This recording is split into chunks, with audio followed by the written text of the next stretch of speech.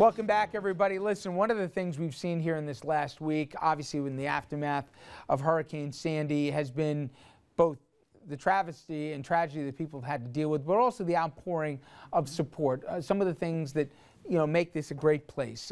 But we've also seen on the political trail outside of our region some really unseemly stuff, where people trying to vote here and run into brick walls, where I think a lot of us think they shouldn't have to be as high as they are. I want to bring Andrew in right now who can talk a little more about that. We're really not seeing it in our backyards here in this region, but in places like Ohio and Florida, it's starting to come up again. Well, and it's popped up in Pennsylvania as we've led towards Election Day, Rich. And we expected long lines in our area for voting, but people in other parts of the country seeing long lines, and they are angry about it because they feel like their votes are being suppressed and being suppressed like never before.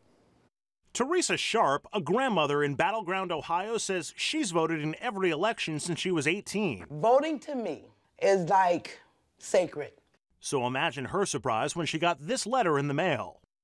You are hereby notified that your right to vote has been challenged by a qualified elector. 6 other members of her family got similar letters. There's somebody out here trying to scare people into not voting. So who's behind these letters? A grassroots organization called True the Vote. Willful, fraudulent behavior. The founder is Catherine Engelbrecht. Is your goal really to end voter fraud, or is your goal really to intimidate voters who disagree with you politically? Our goal really is to encourage citizens to get involved in the process. They are doing a community service, they say, by making sure there's no voter fraud. Right. Just the poor black neighborhoods, right? Everybody else is clean. Teresa Sharp has nothing to worry about because our citizens go into this race blind, party blind. You are not in any way directly targeting these communities. Absolutely not.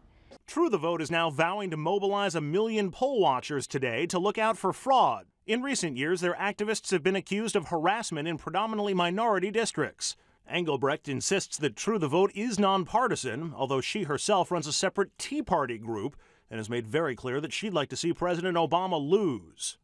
And here's the real twist. Study after study has found voter fraud to be virtually non-existent. Another study in 2005 that showed that the federal government was charging more Americans with violating migratory bird statutes than election fraud. What we've experienced suggests that there's room for improvement. As for Teresa Sharp, the county threw out the challenge against her, and the other day she voted early without incident. All right, welcome back, everybody. Let's introduce our panel, one of our favorites from the great state of Connecticut, Congressman Rob Simmons. All right, and Congressman, I'll start with you. We saw incidents of voter intimidation. We see that at every election. But we saw states getting involved to make it harder to vote here, to try and shut down the amount of days for early voting. We saw places here where, they're changing the voter ID laws.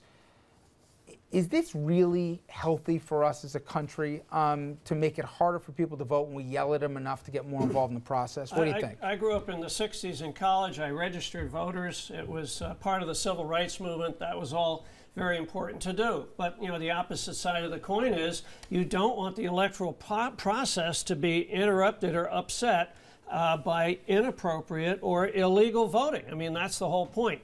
Go to Bridgeport 2010, the governor election, Tom Foley up in Bridgeport. What happened? They ran out of ballots, and then they kept the voting place open, and then they came and they Xeroxed ballots, and then ballots showed up in a bag. And whether or not there was fraud, Richard, there was a sense that that was not quite right, and that race went down by 5,000 votes. I've had 3 congressional races. In every congressional race I've encountered, we've encountered people who have double voted or people from out of state who have registered to vote while living in a motel.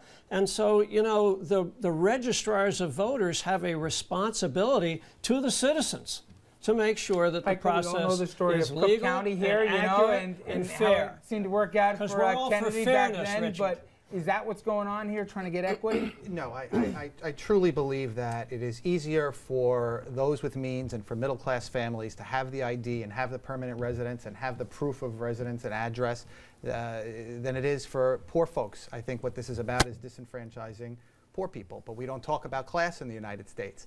The Democratic Party, even when presented with the 47% video that Romney gave, was hesitant to talk about class. I think this is about keeping poor people from voting. And the challenges and the difficulties you discuss, Congressman, in a close election can be resolved in post-election day litigation. The fact That's of the a matter ruse. is, I just we don't do agree. talk about class. We talk about the rich. We talk about the 1%, and that's all part of the political agenda None of whom of have the difficulty voting. Democrats. So we do talk about class. And what you're talking about here is somehow we're going back to Jim Crow. We're going back to a situation where there's there's a ballot tax and that's just not the case in my opinion. But but the case, in fact, in Pennsylvania, where they introduced a voter ID law, the government itself, in the court challenge, admitted that there were no instances of fraud that they had uncovered, that the statute wasn't even dealing with fraud. So this is the government of Pennsylvania. Why did they put that statute in? Listen, we can't run a perfect election. We probably can't run any perfect anything. But we try the best we can. But I think one thing we learned from the civil rights movement and one thing we learned from the experience of this country is that we're healthier as a democracy if we encourage people to vote. I respect what Governor Christie did the other day, and I respect what Andrew Cuomo did. Governor Christie said the right to vote is so important. People, you can fax your vote in, you can email your vote in, because everybody wants to feel that they can participate. And I think when you have, and it's sad for me to see this on a partisan basis, states dominated by a Republican Party, cutting off the right to vote, requiring voter ID, knowing the impact on poor people, it's just wrong. Maybe it's constitutional, it's immoral, and it's wrong. We don't want dead people voting. We don't want illegal aliens voting. Going to the we break want the here. system Election to be night fair continues and after honest. this. That's what we want. Fair and